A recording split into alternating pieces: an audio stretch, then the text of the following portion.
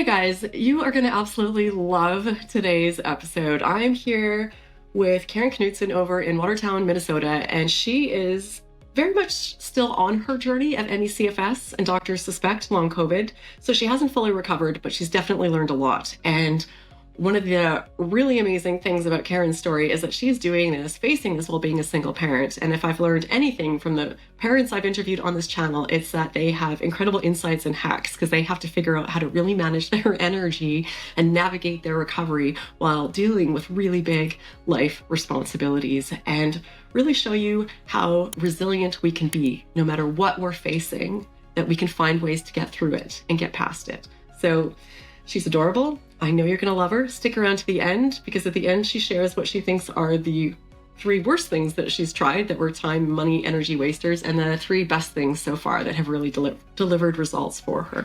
So please join me in giving a really warm welcome to Karen.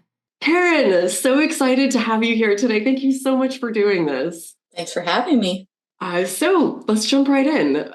Take us back. How'd this start for you? So I would say back in, this would be June of 2022 now, I went through quite a few stressful events and started to notice pretty significant brain fog. And I've experienced that before in life during a stressful event, so I didn't panic too bad.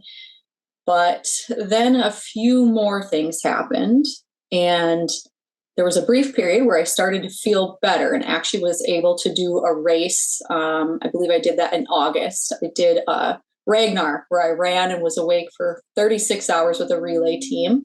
Oh my goodness. That's insane. Doing good, feeling good.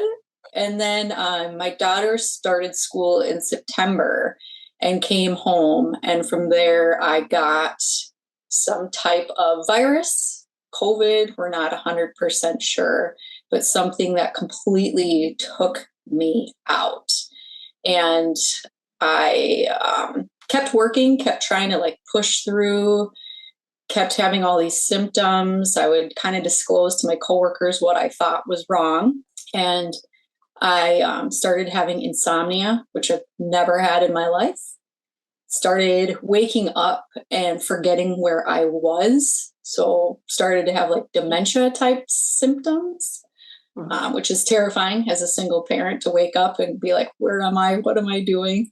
So I thought maybe it was a medicine I was taking. So I went and saw a doctor and he quit my medication cold turkey, which you are not supposed to ever do to somebody. So that kind of added fuel to the fire. From there, I kept working, kept going to the gym. Things just were not getting better. I was getting more and more symptoms. At this point, probably 40 different symptoms. And I was at work one day and I got hit with a headache that I describe as feeling like your brain is on fire. So I left work that day, drove myself to the emergency room, and I would say that's when the nightmare began. Lots of brain scans. They did spinal taps. They really couldn't come up with anything. But I felt really, really lucky in the sense that no doctor was looking at me and saying, we don't believe you. They kept saying, we do believe you. We just really don't. We don't know what's wrong with you, which I think is even scarier to be seeing some of the top ER doctors and they don't know what's wrong. So from there, I was sent to a neurologist, and the neurologist just so happens to be a naturopath as well. He suggested that I have my building tested for any kind of toxins. He thought maybe I was exposed to something with all the neurological symptoms I was describing. So they came in, they tested my apartment and found out that there was in fact water damage and black mold. So I was exposed to that on top of, so basically my bucket was full. And that's when my body completely shut down. And at this point, I just thought it was mold toxicity. So I had packed my daughter up and we left our place. And they just kept saying, okay, you should get better. Now that you're not in that environment, you should be getting better. And in fact, I got worse. All my lymph nodes swole in my body. Places I didn't even know you had lymph nodes were swelling. I was reacting to foods. I was reacting to supplements, heat intolerance, couldn't be outside the entire summer. Let's see. So then from there, they suggested I see an infectious disease doctor. So I went and saw him. He was really great. Another really, really great doctor.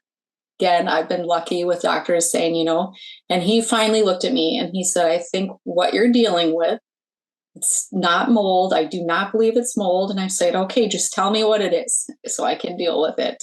And he said, I think that you have long COVID.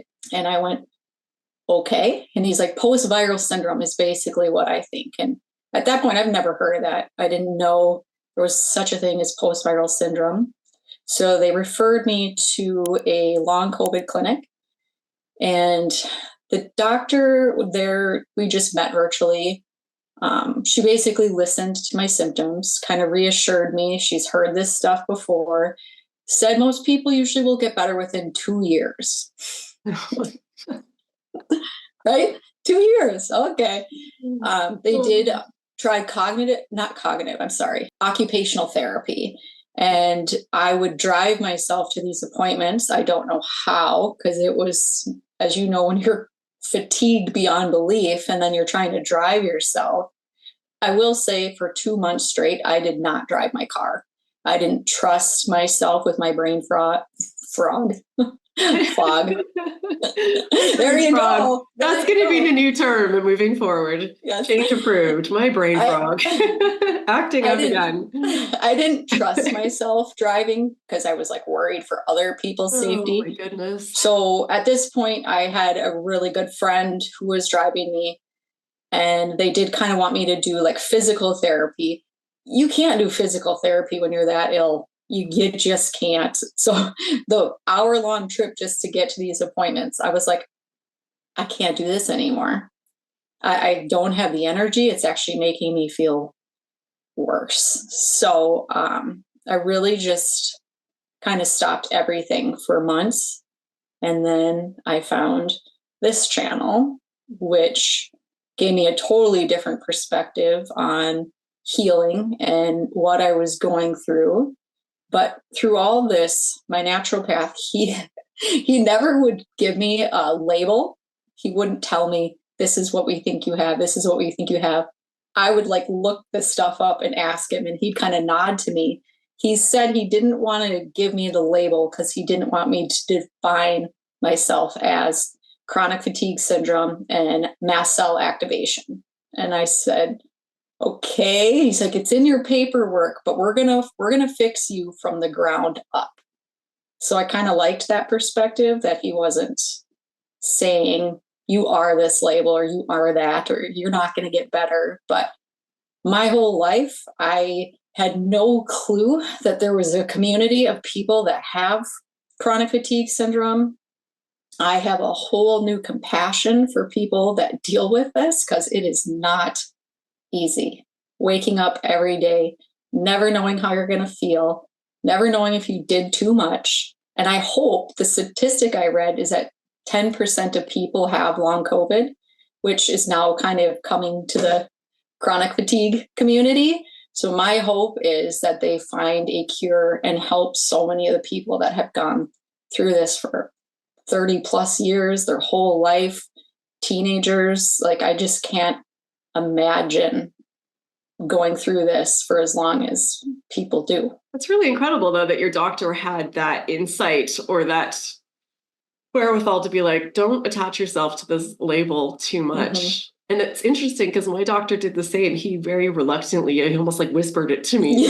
Like, we have to put this on your paperwork. You need your insurance and everything.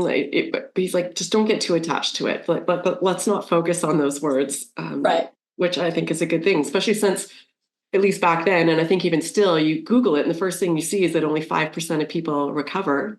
Mm-hmm. But I'm right now working with a team of researchers and doctors that are looking at doing statistical analysis of all of these interviews on my channel, which is incredible, just to see the themes with recovery. And a part of the literature review is figuring out where that statistic came from, just incidentally. And it's from one study done by psychologists on data that's over 30 years old. So I think we can all finally just put to bed that only 5% of people recover stat, because it really is. Yeah. It's not based on anything. It's bad No. data. I would agree with that, especially after watching these stories. People do recover. They recover all different ways, Yeah. all different avenues. The mind, the body, I never really saw how much they're connected. But the nice thing about going through this is like my body talks a lot and I've ignored it for my whole life. And now, like when I am around somebody, maybe I don't want to be around, or if I eat something, maybe I shouldn't have done, like I pay so much more attention because I've never been more in tune and more forced to be in a situation where I can't run, you know? And I know you mentioned that one of the reasons that you really wanted to share your story here is because it doesn't feel like the same journey as a lot of the recovery stories that you've seen. You know, we have so many people that say, "Oh, I read this book and then I was climbing mountains." And it can be very frustrating for people when you're watching these videos and you've tried those things and you're still sick. So yeah, I'm just really appreciative for you. I know this isn't an easy thing to do. I hope you don't mind me outing you. You've got your stress ball there, you said. Well, you know, it's not an easy thing to put yourself out there to the world, but I know people will really appreciate it. Yes. So you got to this point of long COVID, maybe ME/CFS, being told maybe 2 years. Were you given any sort of treatment approaches, or what happened from there? The hardest part was that my body was so reactive. So anything that they would try to give me, I would go through, they call them a Herxheimer reaction. I didn't quite say that right, but basically you you literally feel like your body is being poisoned. I tried everything. I want to be full disclosure. I think one of the craziest things I did, I was on a long COVID support group, and you're so desperate. You want your life back. You're going to try anything and everything. I cannot even disclose the amount of money I have spent trying to get through this, but I flew to Texas to see a pain specialist doctor who took a special interest in long COVID patients. And he was doing, it's called a SGB. It's basically anesthetics that they put in the blocks in your neck. They do it a lot for PTSD victims. It's to calm your nervous system, because when you get long COVID, you're in such fight or flight. I would literally wake up from a dead sleep and feel like I was being chased by a bear, like the heart palpitations. I try to explain it, and people are like, "Well, you've had anxiety." It's anything like what you feel when you get this sick. Like your whole body is just in this panic. So I was very hopeful. The shot didn't work for me. It's worked for a lot of other people, and it's okay. I had my best friend with me. We flew to Texas. I don't know how I made it through the Dallas airport with having fatigue. It's just when you think something's going to work for you, you try really, really hard. And so when I came back and that didn't work, I found your channel. I actually looked at my friend and I vowed that I was going to get off the long COVID channels because they're really dark and they're very depressive kind of. And then I found your channel and I said, from now on, I'm only going to watch videos of people that have recovered. And that's when things really took a big turn for me, was when I found this channel. So thank you. Oh, that makes me so happy. So was it something particular from one of the interviews, or what was it from this channel that started to help you turn I think, yeah, just watching all the people's interviews and just seeing, like, I'm not recovered yet. This video is more for people that are like, I'd probably be talking to the people that are like still really sick right now, because I'm smiling. I was really sick, like to the point where I did not want to be alive anymore. And that's a scary place to be. I did tell one of my friends that, and she's like, please don't say that. You have a kid. Sorry. So I'm not trying to downplay how hard this condition has been. It is hard. It is very hard. And it does get better. I do think you can absolutely recover. But when you're in that state, I think the first thing, I wasn't sleeping. So I started taking medication for sleep. That made a huge, huge difference to go from sleeping I think I had insomnia for 8 months. I was sleeping 2 to 3 hours a night.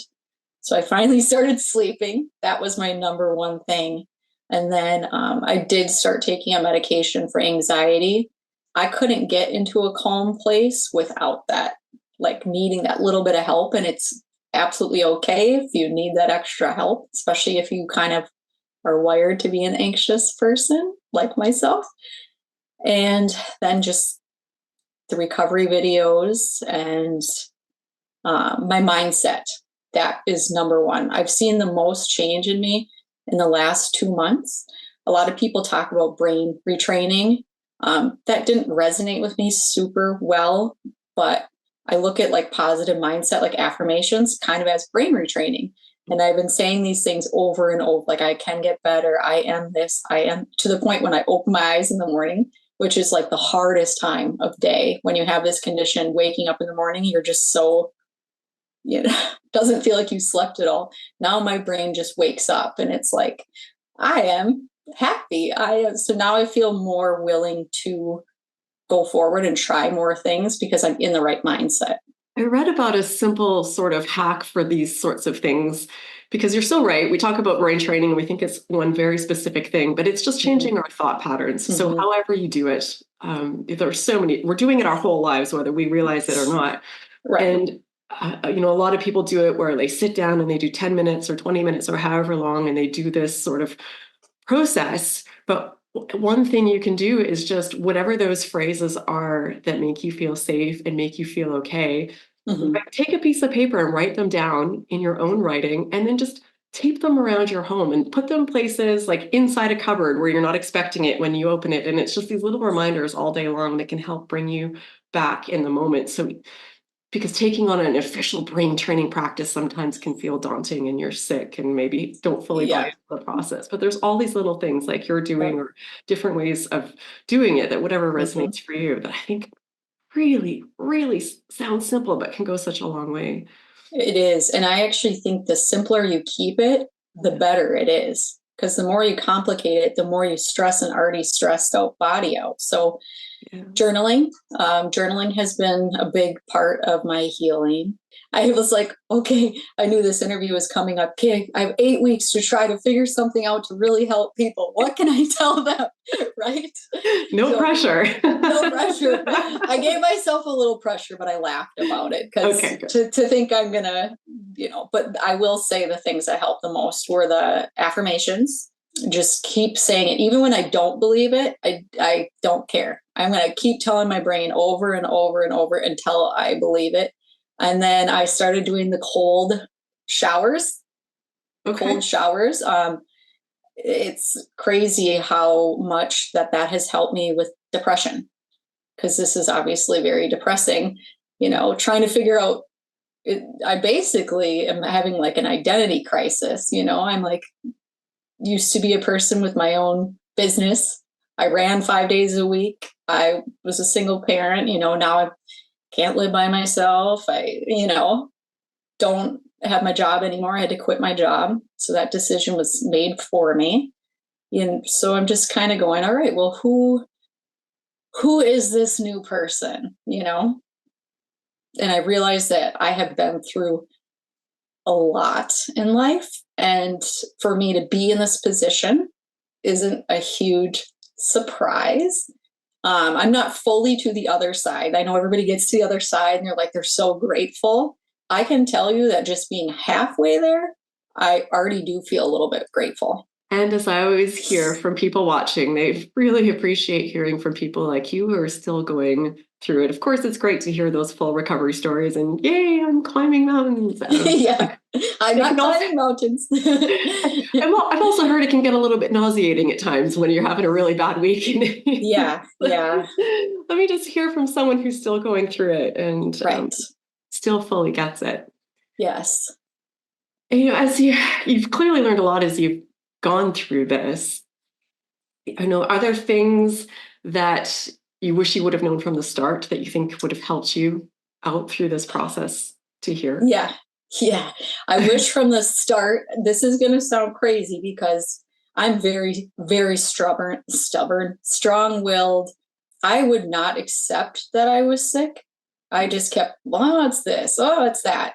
And I'm not saying you need to accept your life being completely flipped upside down, but fighting it makes it worse. So I finally just said, okay, this is happening. I can keep being mad about it, or I can try to change it. And I noticed when I made that mind shift, that was huge. I wouldn't have been able to make it in the beginning when I wasn't able to eat, ice packs on my head for 3 months straight. Like, there's no way I would be able to do that. I just want people to know that you can get to a point where you can do it. And it's okay to get mad and have to hit a restart button. Like, I still have days where I'm in bed, not as long as I used to be. So I still have my ups and downs. I'm trying to pace. I think pacing is really challenging as a parent because I want to be with my daughter no matter what. So I will take any ounce of energy that I have and I will try to go to the park or try to do what I can. So I haven't quite fully mastered pacing, but I also don't like to be super rigid. So I've learned to just go, okay, my body tells me it's too much. And I just look at people and I say, I got to go. And I really have, my friend group has gotten very small. I only hang out with people who really, really understand my condition, what I'm going through. I don't even have to say anything. They can just look at my face and then it just kind of, like, they can just tell all the energy is gone. They're like, do you need to go home?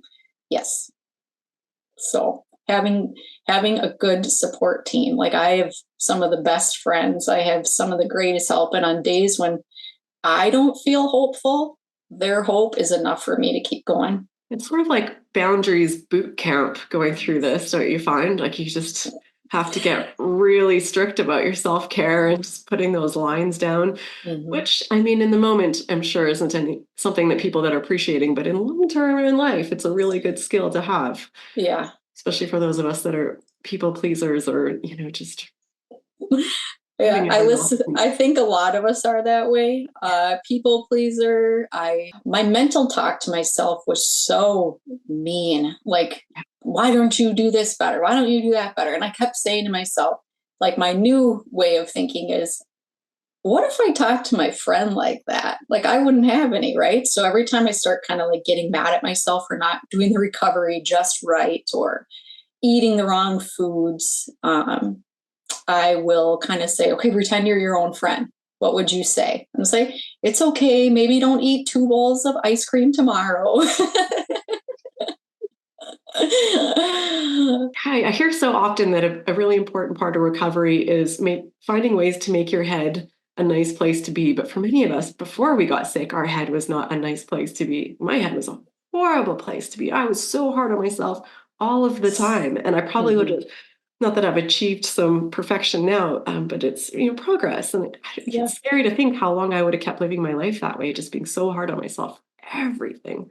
And then, especially once you get into the illness, it's even easier to get into that place. So right. I think that's a really good point that you bring up. And also too, about the acceptance. You're the first person who's explained it that way. And I think it's important about how there's some points where you just can't have it. Like, I'm picturing when on your worst day or your worst week and you're doing the ugly cry and you're overwhelmed and you feel like crap. And then you're like, I have to accept this. Like, it's an unrealistic thing to further layer on yourself. So I think that's a good point. You're probably not there all of the time, but trying to pull yourself out, as fast as you can and get back to that place of like, okay, this is what I'm facing. I don't like it, but this is where I am right now. And I won't be like this forever. And it's okay if I don't have that peace with this every minute of every day, because that's not realistic. No. Yeah. All of my vices all my coping skills, I should say, were taken from me. My coping skill would be to stay really busy. You can't stay really busy when you're like this because it doesn't work. To go running, you can't go running. I mean, not right now, So I really had to like sit with myself, and I can't run from anything. And it's actually been kind of a blessing because I have a huge toolbox now of coping skills that I would have never in my life learned. My coping skills were drink a bunch of caffeine, go exercise, stay as busy as possible. Now I'm like, meditation, I probably would not have done that. I've always prayed. I mean, that's been something I've always done. I have not said that. That is something I do. But yeah, just cold water and all these vagus nerve tools. A lot of people, if you're like me and you have spent a ton of money that you don't have, go on YouTube. There are so many free videos, like Yoga Nidra on YouTube. If you're anxious, you cannot help but listen to what they say because they talk about each piece of your body. And so I'll just, I can feel what I need that day, or breath work. It's free on YouTube. You don't need to spend thousands. Some people need a coach. I do think at some point, maybe I will. And I do know a lot of people from your channel, but I knew that I didn't want to spend the money until I got my mindset right. Yeah. Yeah, I think if you can get help and support, it's always a good thing. But the great thing is that these days, if you don't have the money, it doesn't mean you can't get the information and you can't recover. And I don't know if you know, but I just recently put out my own course on this, and someone emailed me this morning and he's like, I just don't have money for a course right now. And I'm like, I get that. I'm like, watch my YouTube channel. You're going to find pretty much all of it there. Like, it's free. Yes. You'll have to dig a little bit more. Right. Because for a while it was, pricey programs, or like the information just wasn't there. But now, there's so much out there and for free. Right. Which is cool. I just know, I know myself, if I'm not willing to have the right mindset, I'm not going to do well in the program. So I probably will end up using a program at some point. But right now I'm just kind of like, I kind of can learn on my own and kind of figure things out. I will say too, from your channel, another thing that might have turned things around for me in these last few weeks, I hear a lot about I hope I say this right, Ayurvedic doctors. Yeah. Yeah. I just went and saw my very first practitioner, and it was such a cool experience. They diagnosed you off of your heartbeat. So she knew like everything that was wrong. She gave me a very specific way to eat and gave me certain herbs to eat. And I don't know if that's the key, but I do a plant-based diet. She did say my body was having a really hard time processing meat. I have been a vegetarian and a vegan before. I have mentioned, I know you are too, right? Plant-based. Oh, you were. Okay. And I probably won't do this forever either. She just said, for the next few weeks to just really let my body learn how to redigest. I mean, it's almost like your body is learning how to redo everything. Yeah. Sleeping, eating. It's amazing what our bodies can and what they can do. So if you were to summarize, let's look at, I'm thinking like the top things, or let's say the bottom things that weren't, the three things that were the least helpful for you, and then the few things that were the most helpful for you so far. So let's start with the least. What would those things be? Oh, the least helpful was the money I have spent on supplements. I can open the graveyard pantry of supplements, and I try not to be like bitter or resentful when I look at how many thousands of dollars are sitting there on the shelf. I think certain things will work for certain people at a certain time. I think I was taking them when I was way too ill. Like my body was just like, what are you doing? That was not helpful. And it can be so hard because you'll hear someone or on Instagram or someone like, I took this one and I felt 50%. Like, I can't not try it. Like if it worked for one person, I've got it. Like you're so desperate. I think the MECFS community and probably now the long COVID community have been keeping the supplement industry alive. Yeah. We should own shares or something, but anyway, I think that's a good plan. We should. Yeah, we really have been keeping them afloat. And yeah, some supplements do help some people, but oh my goodness, if I had $1 for every person who said like the vast majority did not help me. Yeah. Detoxes did not work for me. You got to get the mold out of your body. Yeah. Every detox that we would do on me, I would get sick for about 4 weeks afterwards. And then when you get a taste of feeling good, I refuse to go back there ever again. Your body will detoxify itself slowly over time. The sicker you are, the less I would push it, is what I have to say about that one. And it can be very confusing because I went down that road as well. And they tell you about the die-off reaction and the Herxheimer reaction. So you're like, I feel really horrible. But everyone's like, that's because it's working. Just keep going. I'm like, right. Or maybe it's just making me worse. I did lots of those. And they would say, no, you're doing good. Keep going. And I'm like, I don't think that my ears are supposed to be ringing and all these things. No, I do not want to be this sick ever again. Just trying to push yourself. Like, don't push yourself. I'm the biggest pusher. Like, you tell me what's wrong with me, I'm going to fix it. That is the absolute worst attitude to have with this condition. I think the best condition is being really, really kind to yourself. It's hard because you're like, why can't I get up and do this? And, I don't talk like that anymore. So that has been really helpful to have just really, really good support and watch recovery stories.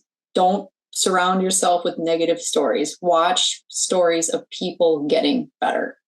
That would be one of my number one tips. And what would you say for people who are watching these stories and they start to see the themes of some certain things are working for a lot of people, but then you try and it doesn't work for you? That can feel pretty crappy. Yeah. So what is it? The body keeps this. Nope, I didn't do that one. The TMS. I've drawn a blank. Is it the John Sarno books? Yes. Mind Body Prescription. Yeah. So everybody talks about that one. And I, like a good little student, I ordered that off Amazon. It's a great book. I do believe in his theories, but he speaks very medically. Yeah. And medically with me, I'm a smart person. I've learned a lot through the last year, but some of those words don't resonate with me. Yeah. So if you can try something, I think you should always give something a try, but pay attention. Like if it feels wrong, it's not the right book. It's validating to hear you say that because everyone raves about that book and it's helped so many people.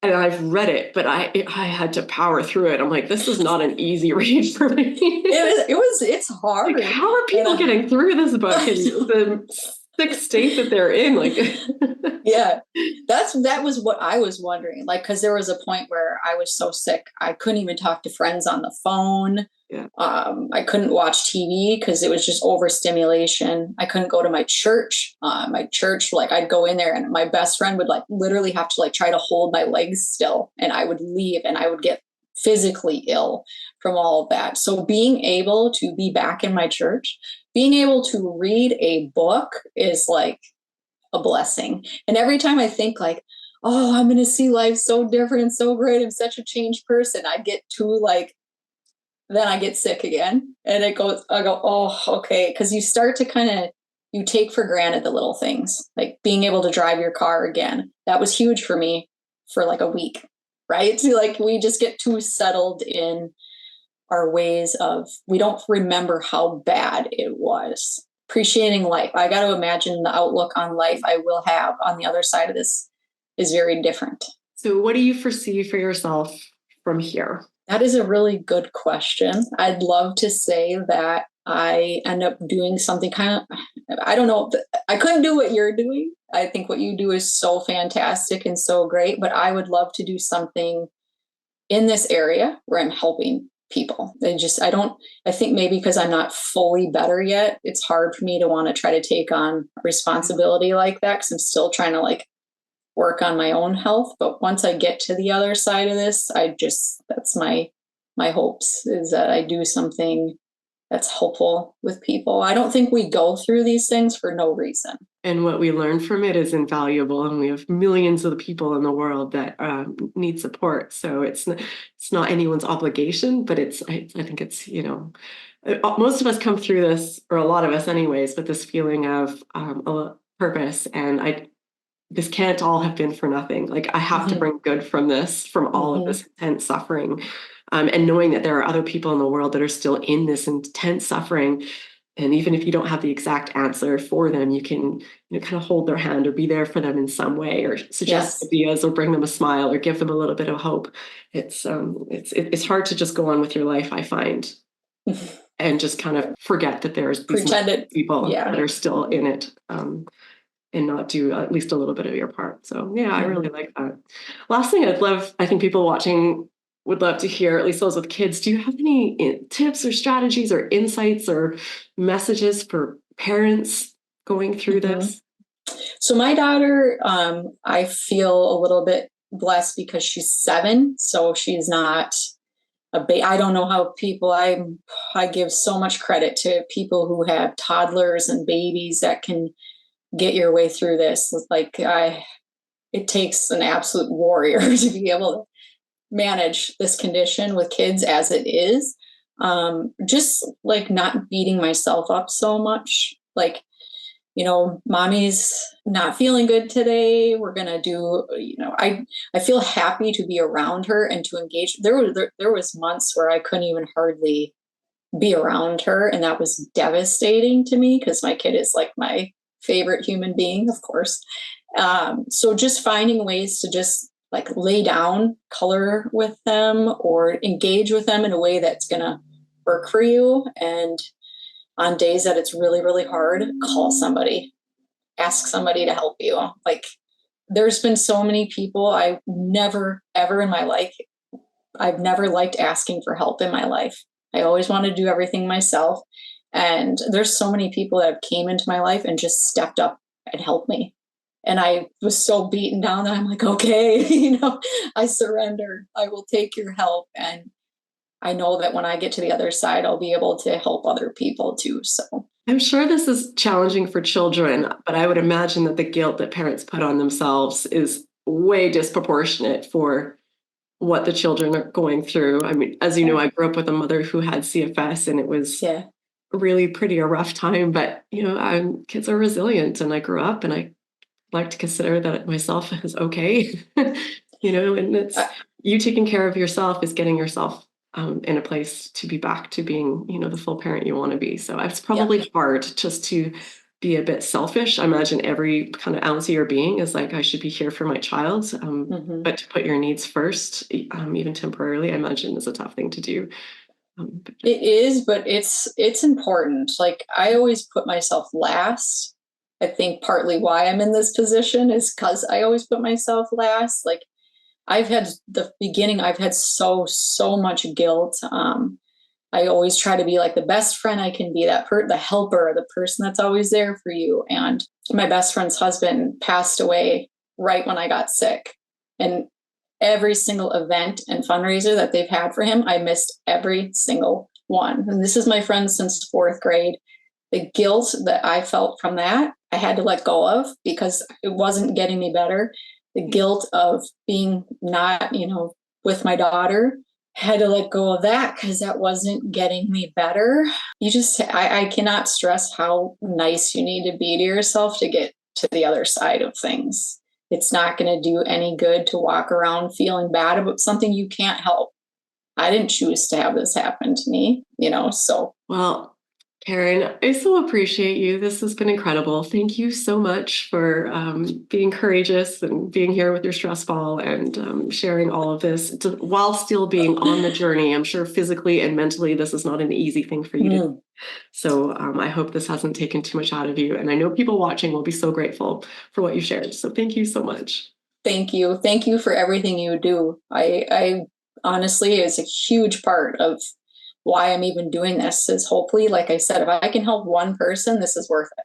And for people watching, talking about free stuff, I had mentioned I have a course, but I do have actually just a free mailing list that you can sign up for. I'll link it in the video description, and it gives you a series of free brain training activities to try and information, because I know paying for things is just not an option for a lot of people. So if you're looking for some free strategies and some free tools, I'll link that in the video description. So thank you. Thank you again, Karen. Thank you to all of you watching. Sending massive hugs to you. Keep at it. Yes. I know this isn't easy. I hope you enjoyed this video. I hope you got something out of it. And I hope to see you in another one that I will hand select for you that I think might be a good one.